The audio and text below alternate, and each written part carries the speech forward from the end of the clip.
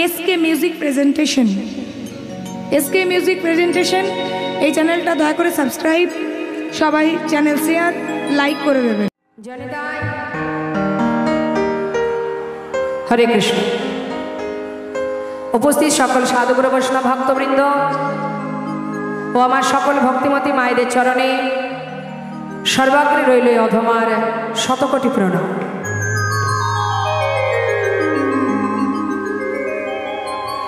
আজ আমরা এখানে সারাদিন ব্যাপী কৃষ্ণ কথা, হরি কথা, লীলা কথা আস্বাদন করছি।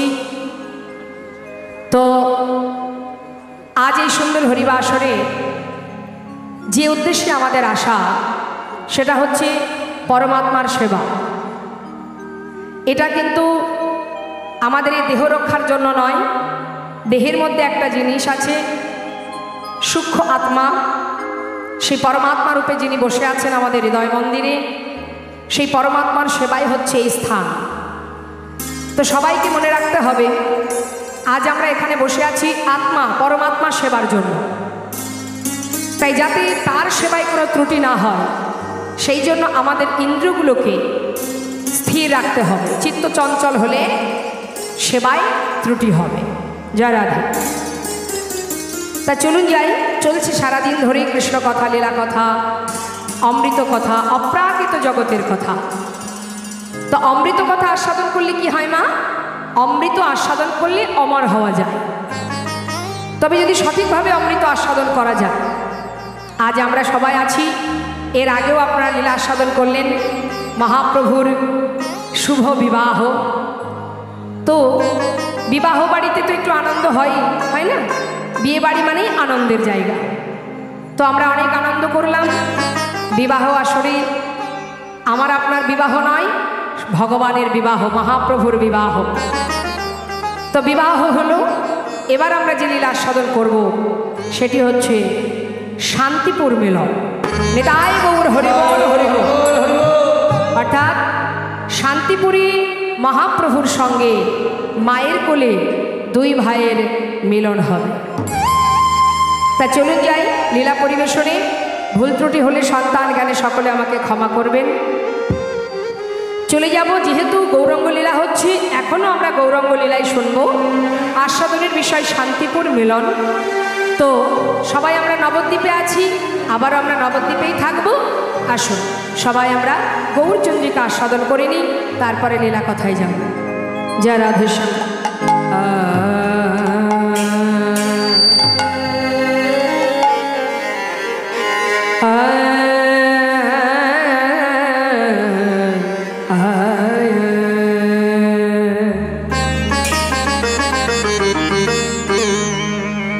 শ্রী গৌরাঙ্গের দুটি পাদা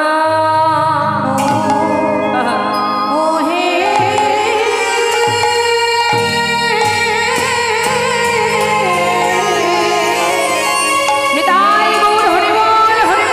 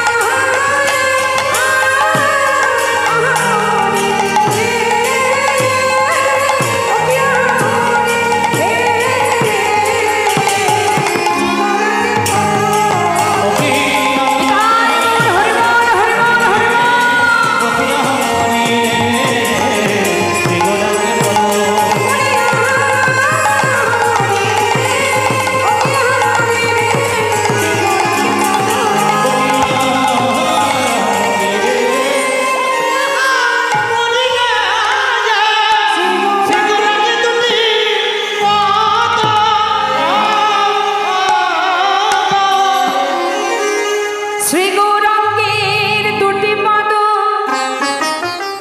যার ধন সম্পদ সে জানে ভকতি রস সে জানে ভকতি রস।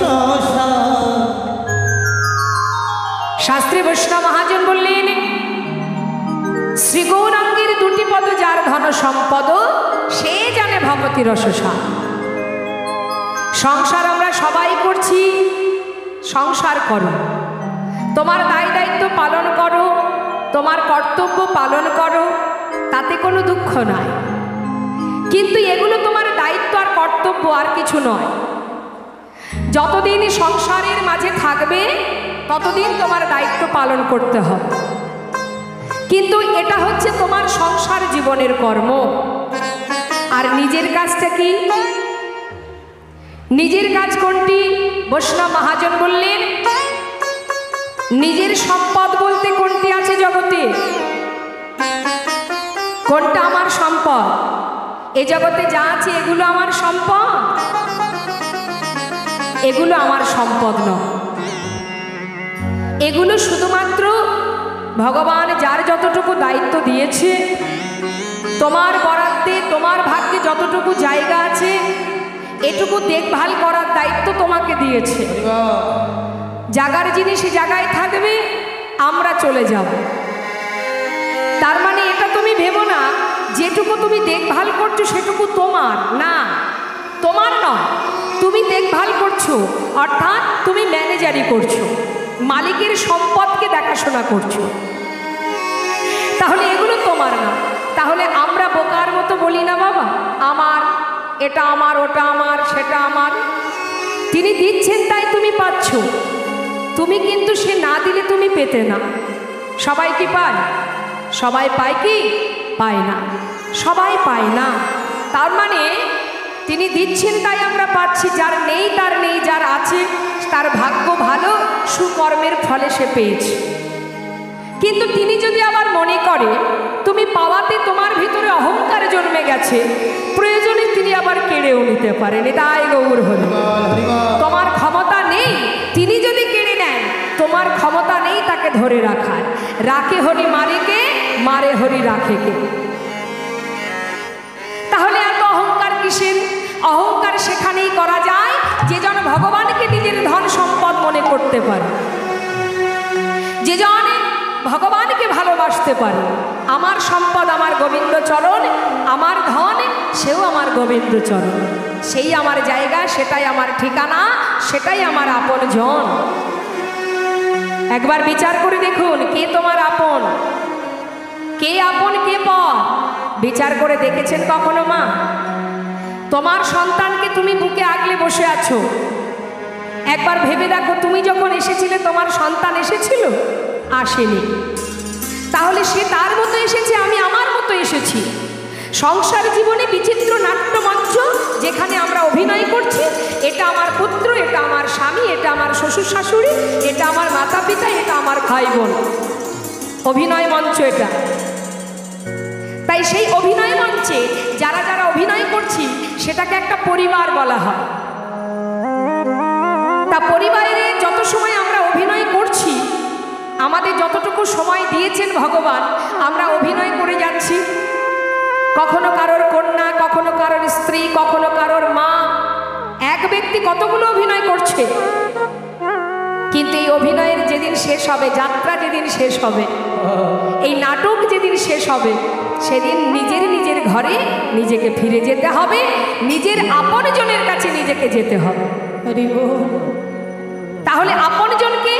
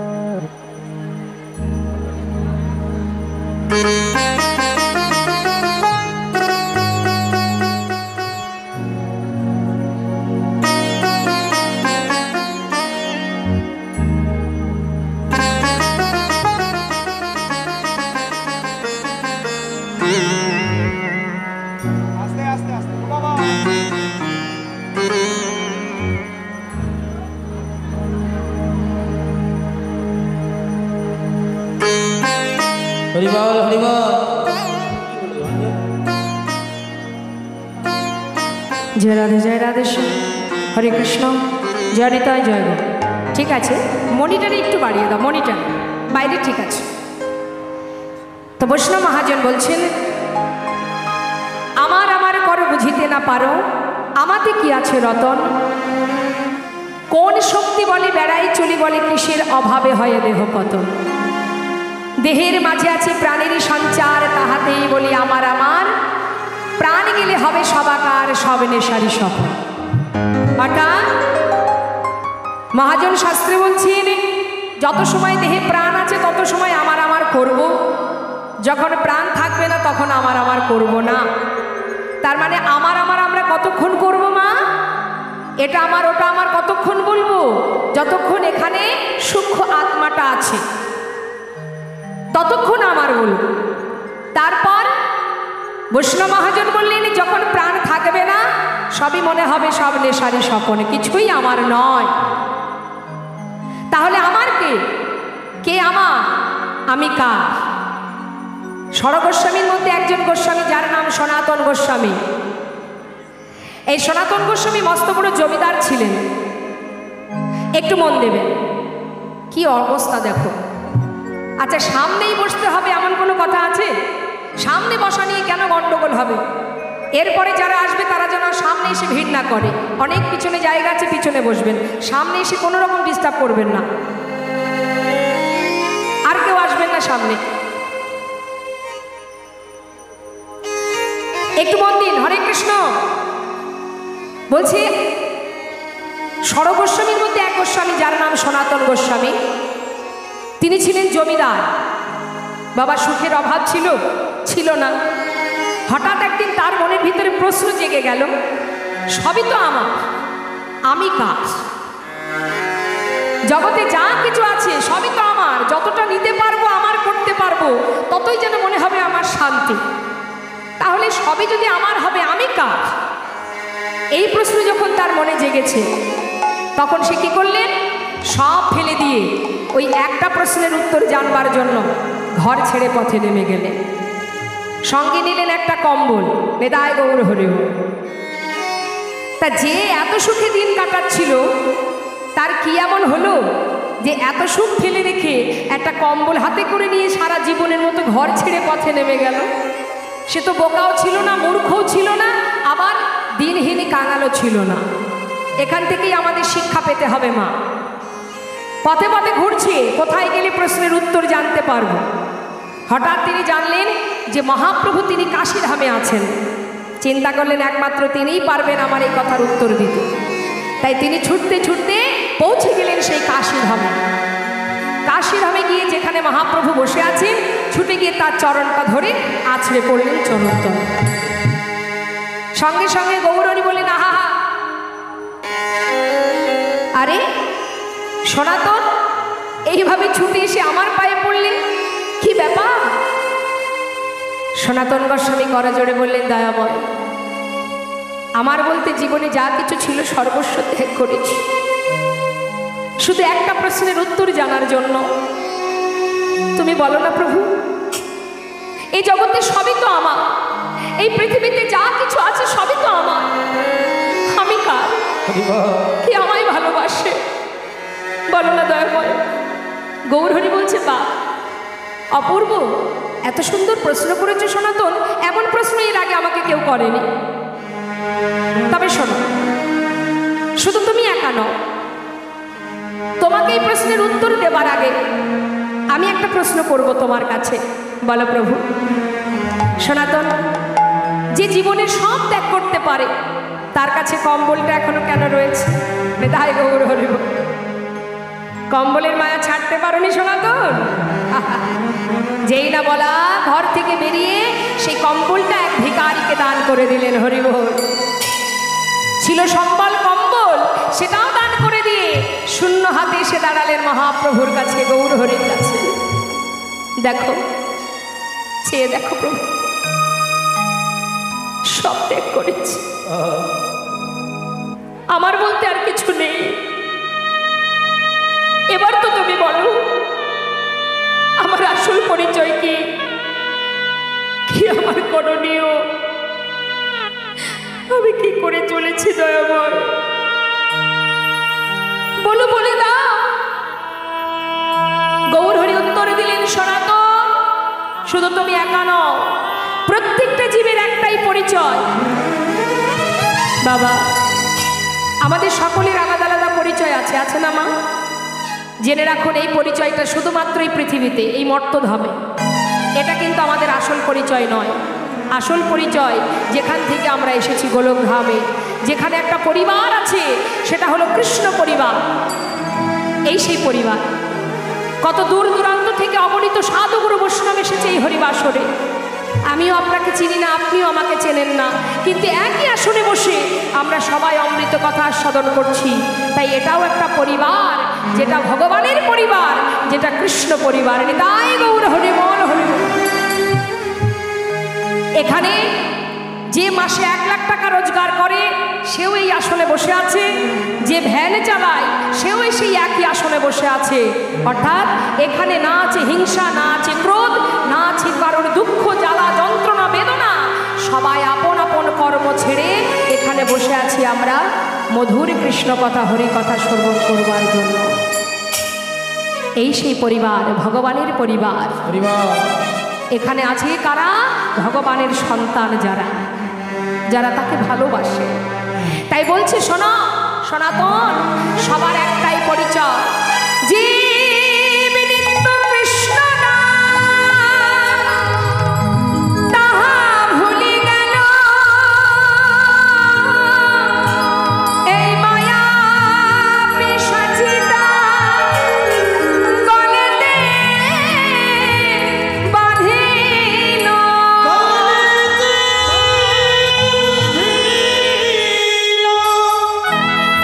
কি পরিচয়?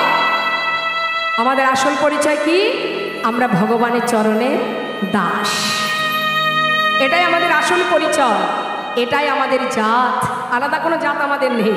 যেটুকু যা আছে, যে আমরা এক একজন এক এক ধর্মকে আশ্রয় করে আছি, আমাদের নাম আলাদা, স্বভাব আলাদা, সেবা আলাদা, পোশাক আলাদা, হতেই পারে, ধর্ম আলাদা। এটা শুধুমাত্র এই পৃথিবীতে, এই মর্তধামে। কিন্তু একটা জিনিস আলাদা নয়। কি গো মা? ধর্ম আলাদা হতে পারে, আমাদের খাওয়া দাওয়া আলাদা আলাদা হতে পারে, তাই না? গঠন সেটাও আলাদা হতে পারে, আমাদের পোশাক আশাকও আলাদা আলাদা, কিন্তু আত্মা সে তো আলাদা নয়, সে তো সকলেরই এক। সেটা জীব জগৎ বলো, পশুকুল বলো, মানুষ জীবন বলো, মনুষ্য জনম বলো, সকলেরই আত্মা এক। এটার কোনো আলাদা নয়। তাহলে আলাদা কি? আমাদের স্বভাব, আমাদের বেশ। এই যে দেহটা, মানুষের দেহ, এটা একটা পোশাক বাবা। পশু, তার মধ্যেও আত্মা আছে, তার দেহটা কি? পশুর দেহ, ওটাও একটা পোশাক। পোশাকটা আলাদা। আমাদের মানুষের পোশাক, তাদের আছে পশুর পোশাক। তাই পোশাকটা যেমন আমরা বারবার বদলে ফেলি, আমাদের দেহটাও তেমন, এই মনুষ্য দেহ, এই পোশাকটাও আমরা এক সময় ত্যাগ করে দেব, তাই না? 84 লক্ষ জনে ভ্রমণ করে তবে এই সুন্দর মানব দেহ, কৃষ্ণ ভজনের দেহ, হরিনামামৃত আস্বাদনের দেহ। মনুষ্য জাতি যেটা পারে, একটা বনের পশু সেটা পারে না। তাই তো শাস্ত্রে বললেন, দুর্লভ মানব জনম, কৃষ্ণ ভজনের জনম, ভগবানের চরণের দাস আমরা। তাহলে যারা দাস হয় তাদের করণীয় কি হয় মা? জয়নেতা, যারা দাস হয়, মনে করুন আপনার বাড়িতে আপনি কাজের লোক রেখেছেন, দাসদাসী রেখেছেন। দাসদাসীরা কি করে? আপনার সেবা করবে, আপনার কথা মতো চলবে, আপনার কর্ম করবে, এটাই তো দাসদাসীর কাজ। তাহলে আমরা যদি ভগবানের দাস হব, আমাদের কর্ম তো তাই, মালিকের কাজ করা, তার সেবা করা, তাকে ভালোবাসা। হ্যাঁ, কিন্তু আমরা কি তা করছি? হরিবল, আমরা কেউ ভগবানের দাস হয়ে নই, আমরা সবাই মায়ার দাস হয়ে বসে আছি। হরিবল। সন্তান যা বলছে তাই করছি, স্বামী যা বলছে তাই করছি। এই মায়ার সংসারে, এই বহু মায়ার মধ্যে ডুবে থেকে আমরা অন্ধকারে ডুবে যাচ্ছি, অজ্ঞানতার অন্ধকারে। সেই জন্যই হরিবাসর, লাখ লাখ টাকা খরচ করেই মহতী হরিবাসর দিচ্ছে। কেন? নিজেকে জানার জন্য, নিজেকে চেনার জন্য। এই যে যার যতটুকু সময় আছে সাধু সঙ্গ করতে গিয়ে যদি একটিবার নিজেকে জানতে পারো, যদি চিত্ত শুদ্ধ হয়ে যায়, যদি হৃদয় মাঝে কৃষ্ণ প্রেমের অঙ্কুর জেগে ওঠে, সেদিন যদি তুমি গোবিন্দ চরণে একটি পা এগিয়ে দাও, ভগবান তোমার দিকে 100 পা এগিয়ে আসবে। যদি তুমি একটিবার ভালোবাসতে পারো, তিনি তোমার চরণে যুগ যুগ হয়ে দাস হয়ে পড়ে থাকবে। কলিযুগে না আছে সাধন ভজনে, না যাগযজ্ঞ, না পূজা অর্চনা, কিচ্ছু নেই। হে জীব, সংসারে কর্ম করো, হাতে কাজ করো, নিজের যা যা দায়িত্ব পালন করো, কিন্তু যদি মুখে তুমি মহামন্ত্র জপ করতে পারো, কলিযুগে নাম ছাড়া নাহি আর ধর্ম। হরিনাম করো, মহামন্ত্র জপ করো, হরে কৃষ্ণ কৃষ্ণ কৃষ্ণ হরে হরে, হরে রাম রাম রাম হরে হরে। হে রাধা গোবিন্দ, তোমাদের যুগল সেবায় আমাকে নিয়োজিত করো।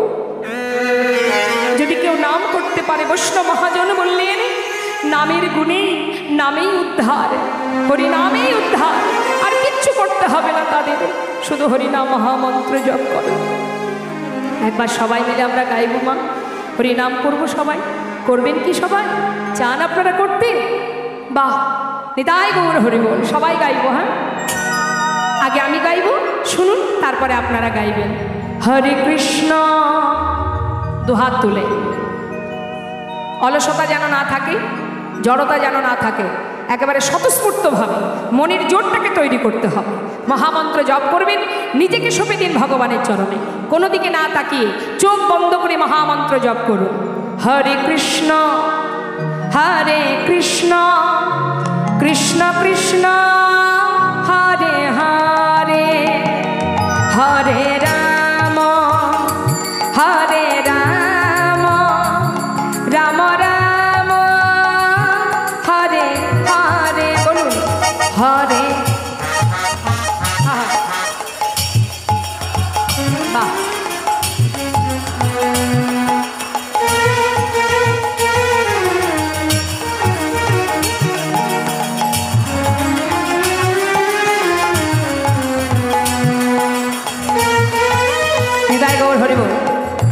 ভালো লাগছে, এত সুন্দর সুরেলা কণ্ঠ আপনাদের, এত মিষ্টি করে নাম করছেন। ভগবান সুর বড় ভালোবাসেন, গৌরহরি তিনি সুর খুব ভালোবাসেন। তাই আমি বলবো, এখানে যত ভক্ত হাত তোলেননি, আমার জন্য নয়, যার যার নিজের জন্য একবার তুলুন। আজকে যেমন কর্ম করবেন, চিত্রগুপ্তের খাতায় লেখা হবে যে দুহাত তুলে হরিবাসরে হরিনাম করেছিলাম। তুলুন দেখি, সবাই তুলুন, যারা দাঁড়িয়ে আছেন, বসে আছেন, একবার দুহাত তুলুন এবং গলা ছিঁড়ে গাইবেন। কেমন? দুহাত তুলে। হরে কৃষ্ণ কৃষ্ণ কৃষ্ণ হরে হরে, হরে রাম রাম রাম হরে হরে। বলুন হরে কৃষ্ণ। হ্যাঁ,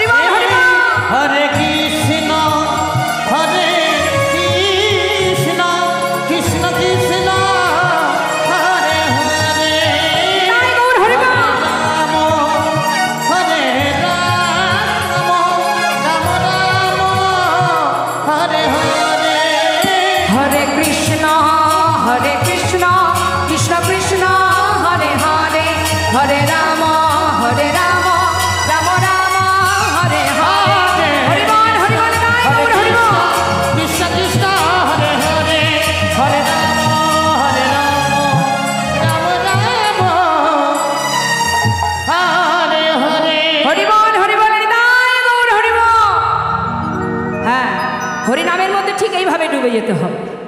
মনের মধ্যে স্বতঃস্ফূর্ত নিয়ে খুশি মনে হরিনাম করতে হবে। নামের মধ্যে ডুবলেই তো জানা যাবে হরিনামে কি আনন্দ, ডুবলে জানা যায়। তাই আজ বৈষ্ণব মহাজন বললেন, হরিনাম যদি কেউ গাইতে পারে হৃদয় মাঝে কৃষ্ণ প্রেমের উদয় হয়। আর কেউ যদি হরিনাম শ্রবণ করে তা তো মঙ্গল। আসতে কি হচ্ছে জোরে বলুন, আলোগুলো চোখে লাগছে।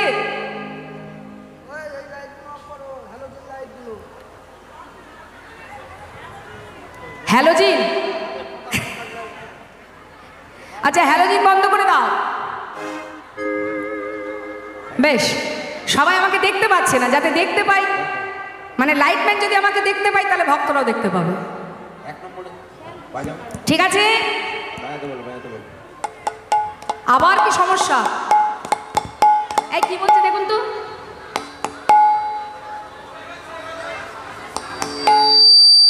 জনিতায় জনিতা, হরে কৃষ্ণ। তা বাবা বসুন বসুন বসুন। তা মহাজন বৈষ্ণব মহাজন বললেন, যদি কেউ হরিনাম শ্রবণ করে, যাদের বাক শক্তি নেই, যারা কথা বলতে পারে না, এমনও তো জগতে জীব আছে তাই না, পশুকুল, যারা কৃষ্ণ কৃষ্ণ উচ্চারণ করতে পারে না, মহাজন বললেন যদি সে শ্রবণও করে তাতেও মঙ্গল। এই যে সাউন্ডের মাধ্যমে যে হরিনাম যতদূর পর্যন্ত ছুটে যাচ্ছে, ততদূর পর্যন্ত যত জীব আছে যদি মনে প্রাণে নাম আস্বাদন করে, তার জীবনের মঙ্গল। মহাজন বলছে শোনো, যদি কেউ হরিনাম শ্রবণ করে তার কি হবে জানো? যদি কেউ শ্রবণ করে, কি বললেন? শ্রী গৌরাঙ্গের মধুর লীলা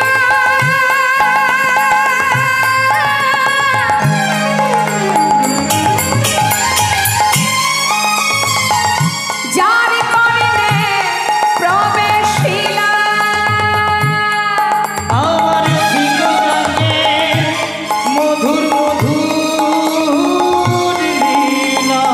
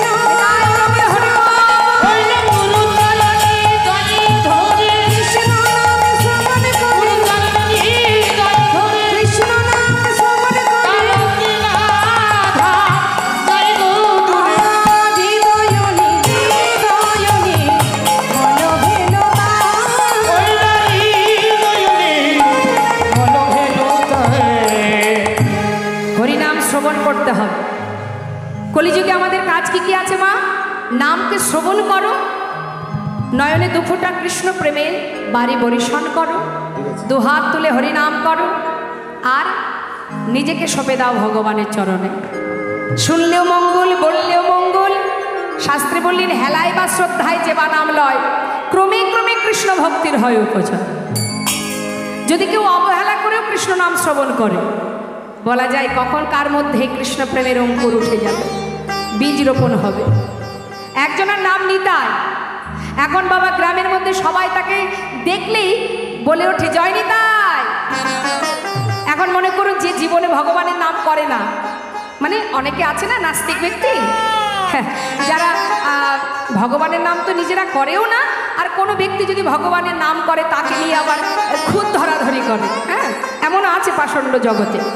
তা এখন ওই যার নাম নিতাই, সে এখন ওই পাড়ায় গেলেই তাকে দেখলে সবাই ব্যঙ্গ করে, ব্যঙ্গস্বরূপ বলে জয় নিতাই। তা একদিন আমাকে বলছে, সে সম্পর্কে আমার কাকা হন, তা বলছে জানিস মা, আমার নাম নিতাই যে কেন রেখেছিল? কেন? বলে নিতাই নাম রেখেছে বলে যে আমাকে দেখে সেই বলে জয় নিতাই। আমার যে কি রাগ হয় তুই জানিস না। আমি বললাম তোমার তো সৌভাগ্য, ভাগ্যিস তোমার নামটা নিতাই ছিল। যে ব্যক্তি জীবনে নিতাই উচ্চারণ করে না, তোমাকে দেখলেও তো সে নিতাই নামটা উচ্চারণ করে। তাই তোমার নামের সার্থকতা যে এই নামটা বলে দিয়েছিল বলেই ব্যঙ্গ করতে গিয়েও তোমার নামটা সে উচ্চারণ করছে। অর্থাৎ যার মধ্যে কৃষ্ণ প্রেম নেই, সে এইভাবে যদি বলতে থাকে তোমাকে ব্যঙ্গ করতে করতে, একদিন সেই নাম যে তার মুক্তির কারণ হয়ে দাঁড়ায়।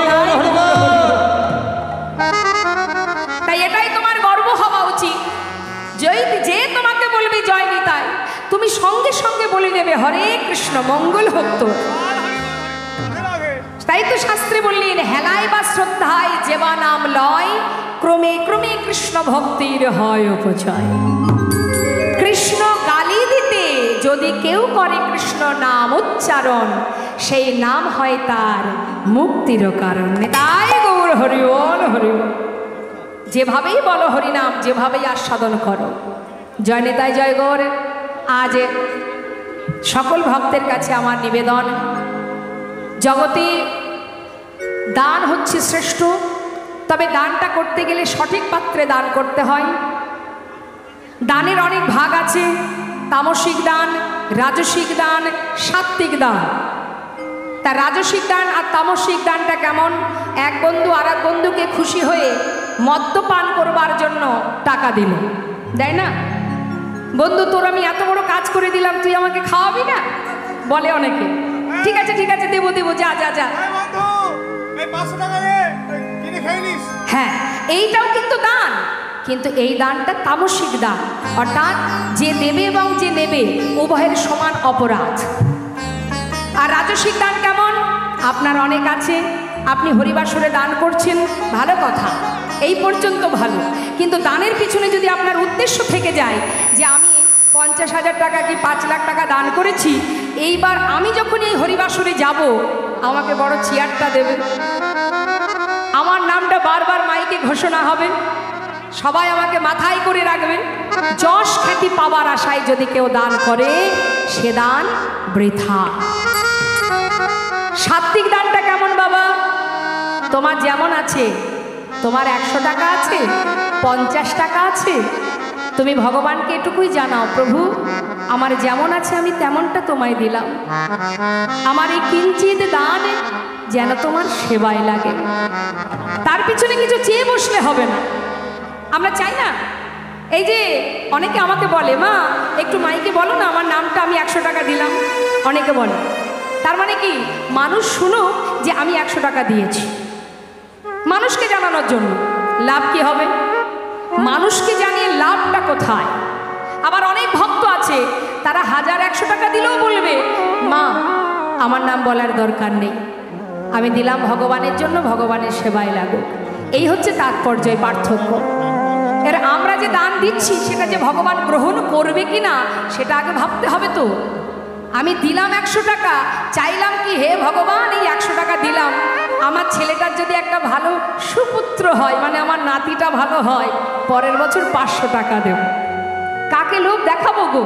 যিনি বিশ্বব্রহ্মাণ্ডের মালিক, তাকে কি ঘুষ দেওয়া হচ্ছে? হ্যাঁ, দিলে 500 টাকা পাবে, না দিলে পাবে না। তোমার আলমারিতে কত আছে, তোমার মানি ব্যাগে কত আছে, তোমার বিছানার তলায় কত টাকা আছে, ব্যাংকে কত আছে, সে তো তিনিই দিয়েছে, তাই তুমি পেয়েছো। তিনি যদি পারেন আবার কেড়েও নিতে পারেন। তাই তাকে লোভ দেখিয়ে লাভ নেই, বরং কি করা উচিত আমাদের? আমার যতটুকু আছে সেটুকুই আমি দেব, তবে তবু প্রভু আমার এই দান যেন তোমার সেবা থেকে বঞ্চিত না হয়। আমি 10 টাকা দেব, 20 টাকা দেব, 50 টাকা দেব, আমার যেমন ক্ষমতা আছে। আমার 100 টাকা দিলাম, 50 টাকা, কিন্তু প্রভু যেন তোমার সেবা থেকে আমার এই দানটুকু বঞ্চিত না হয়, এইটুকু চাওয়া, আর কিচ্ছু নয়। মা ভক্তগণ যাচ্ছে আপনাদের কাছে, সবাই ভিক্ষার ঝুলি নিয়ে যাচ্ছে কি জন্য? আজ কমিটির ভক্তরা আপনার কাছে কি জন্য যাচ্ছে? নিজের জন্য নয়, গোবিন্দ সেবা এবং ভক্ত সেবার জন্য। তাই আমি বলবো সবার কাছে করজোড়ে, আপনারা বঞ্চিত করবেন না। এই আপনার উপযুক্ত সময়, দান করবার উপযুক্ত সময়। আর দান যদি করতে হয় ভগবানের সেবার তরে দান করো, এটাই হলো উত্তম দান, শ্রেষ্ঠ দান। তাই যাচ্ছে সবাই, কথা কেউ বলবেন না, সবার কাছে কাছে যাবে, সবাই প্রাণ ভরে দান করবেন, কেমন? আর একটা কথা বলি, সেটা তো আপনারা জানেন, 1-2 টাকা আজকাল কিছুই হচ্ছে না। যতটুকু পারবেন ভগবানের সেবার জন্য আপনার সামর্থ্য অনুযায়ী আপনি দান করুন। নিতাই গৌর হরি বল হরি। তা কি বলছেন বৈষ্ণব মহাজন? বললেন নাম যদি কেউ শ্রবণ করে তাতে মঙ্গল, নাম গাইলেও মঙ্গল। তা আসুন আমরা সবাই মিলে এবার গৌরচন্দ্রিকাকে বিশ্রাম রেখে লীলায় যাব, সবাই মিলে গাইব। যে মহাজনের পদাবলী আস্বাদন করছি একবার তার চরণে প্রণাম জানাবো, সবাই মিলে একসঙ্গে বলবো। শ্রী গৌরাঙ্গের ভক্ত গানে নিত্য সিদ্ধ করি মনে, গৌরাঙ্গের ভক্তগণে নিত্য সিদ্ধ করি মনে, সে যায় ব্রজেন্দ্র সুত পাশে রে, সে যায় ব্রজেন্দ্র সুত পাশে রে,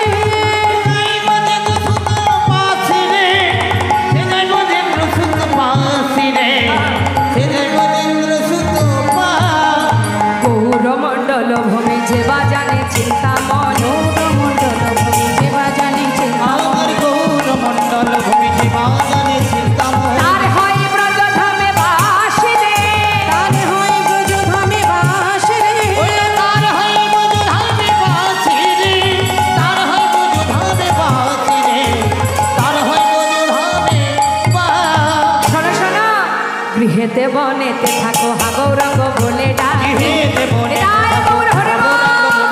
গৃহেতে বনেতে থাকো হা গৌরাঙ্গ বলে ডাকো, নরোত্তম মাগে তার সঙ্গ, নরোত্তম মাগে তার সঙ্গ, নরোত্তমে মাগে তার সঙ্গ, নরোত্তমে মাগে তার সঙ্গ, নরোত্তমে মাগে তার সঙ্গ। হরি বল হরি বল।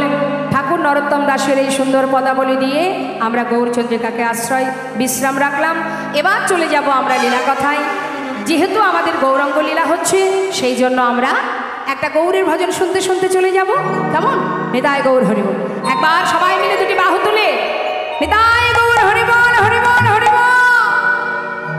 জয় রাধেশ্যাম, জয় নিতাই, জয় গৌর। সুরধ্বনির কিনারায় কে কে গেছে নবদ্বীপে? একবার হাত তুলে দেখান। এদিকে বাবাদের দিকে নবদ্বীপে কে কে গেছেন? নিতাই গৌর হরিবল হরিবল গৌর হরিবল। তোমাকে গৌর সুন্দর, তাকে দর্শন করে নদিয়া নাগরী একে অপরকে বলছে সই, হ্যারে সজনী, হ্যারে নাগরী, আজ আমি কি দেখলাম জানিস? দেখলাম সুরধ্বনির কিনারায় সোনার নুপুর দিয়া পা, আচ্ছা, নাচে নাগরী গো সুন্দর গৌরঙ্গ রায়। ওই না সুরধ্বনি কে না যায়, সোনার উপর দিয়া পায়, রাতে না করে গো সুন্দর গৌরাঙ্গ। ওই সুরধ্বনির কিনারায় সোনা নুপুর দিয়া পায়, নাচে না করি গো সুন্দর গৌরাঙ্গ রায়। সুন্দর আহা সুন্দর, আহা সুন্দর গো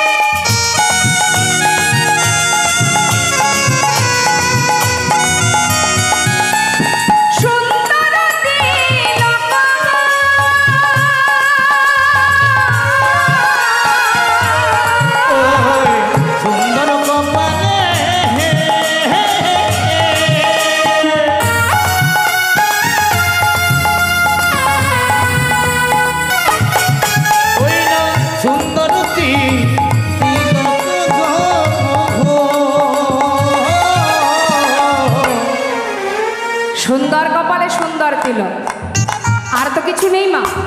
আছে সুন্দর আমরা কাকে বলি? আমরা যদি একটু সেজে গুজে থাকি তবে সুন্দর বলে, তাও সবাই বলে না, তুই একজন হয়তো বলে বাবা কি সুন্দর লাগছে। কিন্তু যে রূপ দেখলে, যার আছে নাক, দামি গহনা, দামি বসন, তাই না, শুধু একটা ছিন্ন বসন, একটা নামাবলী পরিধানে, ললাটে আছে শুধু একটা তিলক, যাকে দেখলে ত্রিভুবন ভুলে যায়, তাহলে সুন্দর তো সেটাই, রূপ তো সেটাই। হ্যাঁ, তাই দেখুন আজ নাগরী বলছে সজনী সুন্দর কপালে সুন্দর তিলক। আর কি দেখলাম জানিস? দেখলাম সুন্দর একখান, সুন্দর একখানে নামাবলী গায়, নাগরী গহ সুন্দর গৌরঙ্গরা। ওই সুরধনী কিনারায় সোনার মুখিয়া পায়, নাকি না করি গো সুন্দর গৌরাঙ্গরা।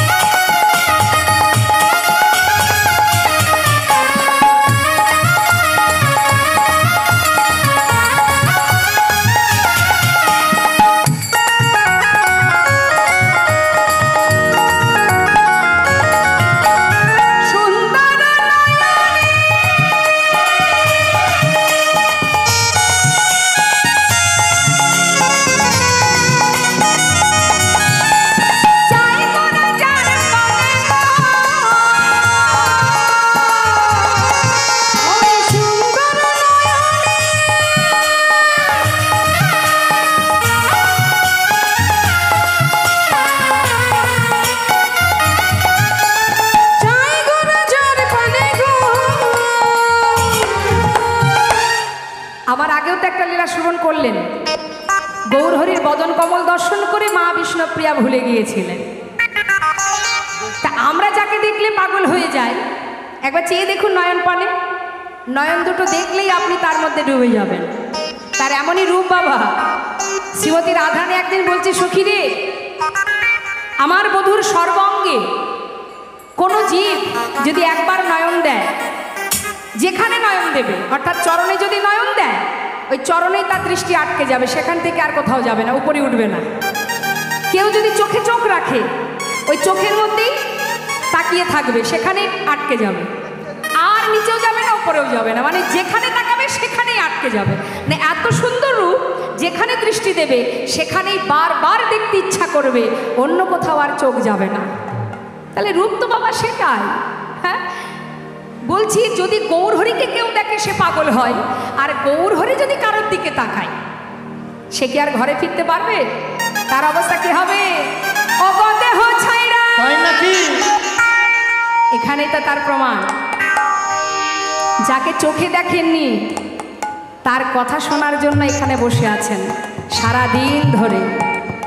ভাবুন একবার, আমার জন্য তো আপনারা বসে নেই, বসে আছেন কোন কথা? কৃষ্ণ কথা, লীলা কথা শ্রবণের জন্য। তাহলে আপনাদের বসিয়ে রেখেছে কে? গোবিন্দ। শুধু শুনে যদি এমন পাগল হন, আর যদি সে আপনাদের দিকে সাক্ষাৎ দাঁড়ায়, কি হবে মা? আহা দেহ ছাইরা, তাই নাকি? তাই নাকি? এই দেহ ছাইরা মনটা লইয়া যায়, নাগরী গহ সুন্দর গৌরঙ্গরা। ওই সুরধনী কিনারায় সোনার মুখিয়া পায়, নাকি না করি গো সুন্দর গৌরাঙ্গরা। আহা সুন্দর গৌরঙ্গরা, আহা সুন্দর গৌরাঙ্গরা, সুন্দর গৌরাঙ্গরা, সুন্দর গৌরাঙ্গরা। দুহাত তুলে সবাই বলবো নবদ্বীপ ধাম কি, গৌর সুন্দর কি, পঞ্চতত্ত্ব কি, নদিয়া ধাম কি, সুরধনী গঙ্গা মা কি। জয় রাধেশ্যাম, জয় নিতাই, জয় গৌর। আমাদের সৌভাগ্য, আমরা যে কলিতে ভগবান এসেছেন গৌরহরি, যিনি ছিলেন বাঙালি, আমরাও বাঙালি। যিনি বাঙালি মায়ের গর্ভে এসেছেন, আমরাও সেই বাঙালি। তাই বিদেশিরা দেখবেন এসে এখানে বাংলা ভাষা শিখতে চায়। কেন না, যিনি ভগবান আমাদের কলির পরম দয়াল করুণাময়, তিনি বাংলায় কথা বলে। আমরা যদি বাংলায় কথা শিখতে পারি, আমরাও বাংলায় বলবো। তাই এটা আমাদের অহংকার মা, যে ভগবান একবার নয় যুগে যুগে এসেছেন আমাদের ভারতবর্ষে। কিন্তু এবার আমার মহাপ্রভু তিনি ইংলিশেও কথা বলেন না, উড়িয়া ভাষায়ও বলেন না, হিন্দিতেও বলেন না, তিনি বাংলায় কথা বলতেন, আমরাও বাংলায় বলিনি। তাই গৌর হরিবোল হরিবোল গৌর হরিবোল। তাই আমাদের ভগবান, কলির ভগবান আমার গৌর হরি, যিনি কিনা হাজারো আঘাত সহ্য করে কলিজীবের জন্য উদ্ধার করবার জন্য হরিনাম দিয়েছেন জীবের হাতে ধরে পায়ে ধরে। আপনার আসতে কথা নয়, বিবাহের পর মা বিষ্ণুপ্রিয়াকে নিয়ে মহাপ্রভু তিনি বিবাহ করেছিলেন মায়ের ইচ্ছা পূরণ করবার জন্য। কারণ মহাপ্রভুর বিবাহ একবার হয়েছিল লক্ষ্মীপ্রিয়ার সঙ্গে। তিনি যখন নবদ্বীপ ছেড়ে গিয়েছিলেন তার পিতৃভূমি দর্শনে বাংলাদেশে শ্রীহট্টে, যেটাকে এখন নাম হয়েছে সিলেট, ওই সিলেটে যখন যান পিতৃভূমি দর্শনে, তখন মা লক্ষ্মীপ্রিয়া প্রভুর শোকে শোকাহত হয়ে তিনি তার প্রাণ পাখিটা ইহলোক ছেড়ে পরলোক গমন করেন। তাই মা সচিমার বড় দুঃখ ছিল যে নিমাইকে যদি আবার বিবাহ দিতে পারি তাহলে আমি অন্তত মরে শান্তি পাব। তাই মায়ের ইচ্ছা পূরণের জন্য মহাপ্রভু বিবাহ করতে চাননি, তথাপিও মায়ের ইচ্ছা পূরণের জন্য বিবাহ করেছিলেন। তাই যেদিন মা বিষ্ণুপ্রিয়াকে নিয়ে সচিমায়ের অঙ্গনে প্রবেশ করবে, চৌকাঠ পার হতে যাবে, এমন সময় ভগবান একটু অমঙ্গলের চিহ্ন দেখা দিয়েছিলেন। কেন? যাতে আমার নর্তন কীর্তনে বাধা না হয়। তাই মহাপ্রভু আমার বিবাহের পরের দিন যখন সনাতন মিশ্রের ঘর থেকে দুজনে বাহির হয়ে সনাতন মিশ্র বড় গর্ব যে ভগবান কলির ভগবান নিমাই মিশ্র যে কিনা আমার ঘরের জামাই। তাই নিজের বলতে যা কিছু সবই নিমায়ের চরণে সঁপে দিয়েছিলেন, বলেছিলেন বাবা আজ আমার বলতে যা সব তোমার চরণে সঁপে দিলাম, শুধু তোমার কাছে একটা নিবেদন, আমার ঘরে যেন তুমি থাকতে যেন কখনো কারোর সেবার অভাব না থাকে। তাই দেখবেন মা, যারা গেছেন নবদ্বীপে সনাতন মিশ্রে মালঞ্চপাড়ায় যাবেন, দেখবেন সেখানে ওই সনাতন মিশ্রের ঘরে যত ভক্তই আসুক কোনোদিন কারোর সেবার ত্রুটি বা সেবার অভাব হয় না। এটা মহাপ্রভুর কৃপা। তো যখন চলে এলো ওই যে অমঙ্গল হলো, বিষ্ণুপ্রিয়ার মায়ের বৃদ্ধাঙ্গুলি দিয়ে রুধির রক্তক্ষরণ হয়েছিল, এটা মহাপ্রভু করিয়েছিলেন। মা বিষ্ণুপ্রিয়া হোঁচট খেয়ে পড়েছিলেন। আর হোঁচটটা কি করে খেলো? মহাপ্রভু তিনি যখন উঠতে যাবেন তখন তিনি কি করলেন, নিজের মা বিষ্ণুপ্রিয়া পা বাড়িয়ে উঠতে যাবে, এমন সময় মহাপ্রভু তার দক্ষিণ পদ আগে বাড়িয়ে দিলেন। আর মা বিষ্ণুপ্রিয়া যখন উঠতে যাবে প্রভুর পায়ে বাধা লেগে তিনি হোঁচট খেয়ে পড়েন, আর সঙ্গে সঙ্গে তার বৃদ্ধাঙ্গুলি দিয়ে রক্তক্ষরণ হয়। মা বিষ্ণুপ্রিয়া চিৎকার করে কাঁদছে, মা তবে কি আমার অমঙ্গল হলো? এটা প্রভু করেছিলেন। কেন? শুভ কাজে বিঘ্ন ঘটালেন, যাতে আমি চলে যাব প্রিয়াকে ছেড়ে, যাতে কোনো একটা ইঙ্গিত করালেন যে অমঙ্গল আসছে, এটা পূর্ব আভাস দিল। মা বিষ্ণুপ্রিয়াকে ছেড়ে সেই দিন রাত্রেই মহাপ্রভু চলে গিয়েছিলেন। মা নিতাই গৌর হরি বল। দেখুন একবার ভাবুন, ভগবানের সহধর্মিণী মা বিষ্ণুপ্রিয়া। আমাদের জীবনে যদি একটু কষ্ট আসে, দুঃখ আসে, আমরা ভগবানকে আর সেবা দিই না।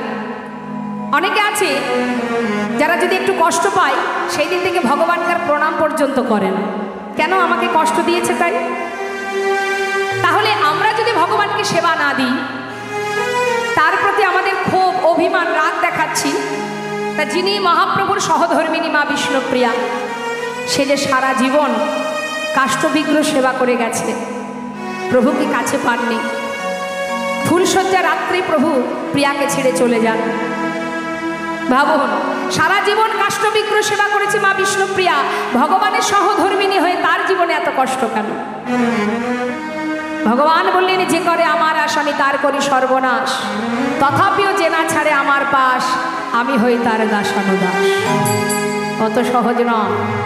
তিনি বলেই দিয়েছেন যে আমায় ভালোবাসবে তাকে কষ্ট পেতে হবে, সহ্য করতে পারলে আমাকে ভালোবাসবে, আর যদি না পারে সরে যাবে। হরি বল। তাই আজ দেখুন মা বিষ্ণুপ্রিয়া আর মহাপ্রভু দুজনে একই শয্যায় শয়নে আছে। মা আস্তে কীর্তন হয়ে যাবে, আজও হবে কালও হবে, কীর্তন শেষ হয়ে যাবে কিন্তু গল্প শেষ হবে না। শুধু আমরা আমাদের নিয়ে ব্যস্ত, সর্বক্ষণ আমরা আমাদের চিন্তা করি, কিন্তু আমাদের যিনি পরিচালনা করছেন কথা শুনবার জন্য আমরা ব্যস্ততা দেখাই না। একটু শান্ত হয়ে বসুন না। বসেছেন তো সামনে, সামনে কারা বসে? যারা নিগাড় ভক্ত। হ্যাঁ, কথা বললে হবে? কথা বলা যাবে না, খুব মুশকিল, কথা বলতে দেব না। মাঝখানে যখন ঢুকে গেছেন, ভালো লাগলেও শুনতে হবে, না লাগলেও শুনতে হবে, কথা বলা যাবে না। তা বাবা দুজনে শয়নে আছে, একটু মন দিতে হবে মা। কিভাবে চলে গেলেন দেখুন প্রভু। দুজনে শয়নে আছে, হঠাৎ মা বিষ্ণুপ্রিয়ার মধ্যরাত ঘুম ভেঙে গেল। যেই না ঘুম ভেঙে গেছে, মা বিষ্ণুপ্রিয়া প্রভুর শয্যা করি হাত দিল। হাত দেওয়া মাত্রই বিষ্ণুপ্রিয়া মা চমকে উঠলেন। কেন? মধ্যরাত্রে মা বিষ্ণুপ্রিয়া চমকে উঠলেন। মহাজন বললেন, দেখো দেখো,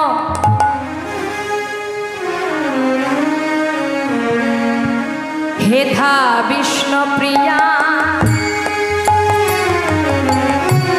চমকি উঠিয়া, হেথা বিষ্ণুপ্রিয়া চমকি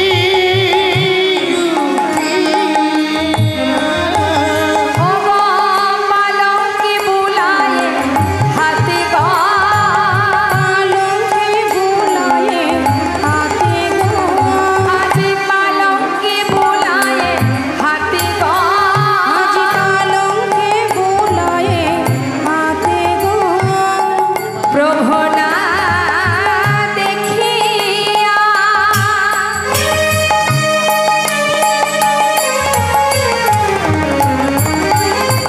কাঁদিয়া কাঁদিয়া আমার প্রভু না দেখিয়া ওই না কাঁদিয়া কাঁদিয়া অবশিরে হনে করা ঘাতে গো, প্রভু না দেখিয়া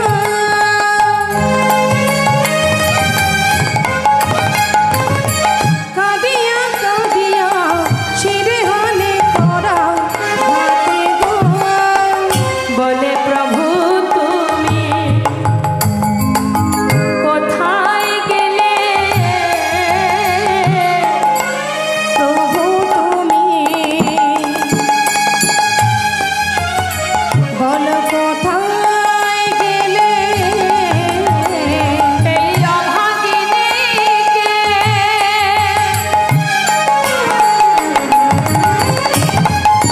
তুমি একা ফেলে, বলো প্রভু তুমি কোথায় গেলে, এই অভাগিনী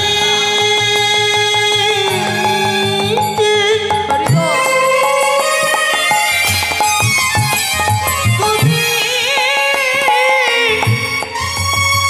তুমি একা ফেলে বলে প্রভু তুমি কোথায় গেলে বলিয়াই কি তোমার মনে ছিল, এই কি তোমার মনে ছিল, এই অভাগিনীকে কাঁদায় তুমি চলে যাবে, বলো এই কি তোমার মনে ছিল, এই অভাগিনীকে কাঁদাইয়ে প্রভু এই কি তোমার মনে ছিল মা বিষ্ণুপ্রিয়া শয্যাপরি প্রভুকে না দেখে কাঁদছে আর মনে মনে ভাবছে, প্রভু কি বাইরে কোথাও গেল? দেখি তো। ঘর থেকে বেরিয়ে তখন মধ্যরাত, মা কেউ ঘুম থেকে ওঠেনি, একা একা ঘর থেকে বেরিয়ে বাড়ির চারিধারে খুঁজছে আর ডাকছে, প্রভু প্রভু প্রভু তুমি কোথায় গেলে? প্রভু তোমায় দেখতে পাচ্ছি না কেন? এত রাত্রে তুমি না বলে প্রভু তুমি কোথায় কোথায় গেলে তুমি প্রভু? সাড়া পাচ্ছে না মা। মা বিষ্ণুপ্রিয়া চিন্তা করছে, তাই তো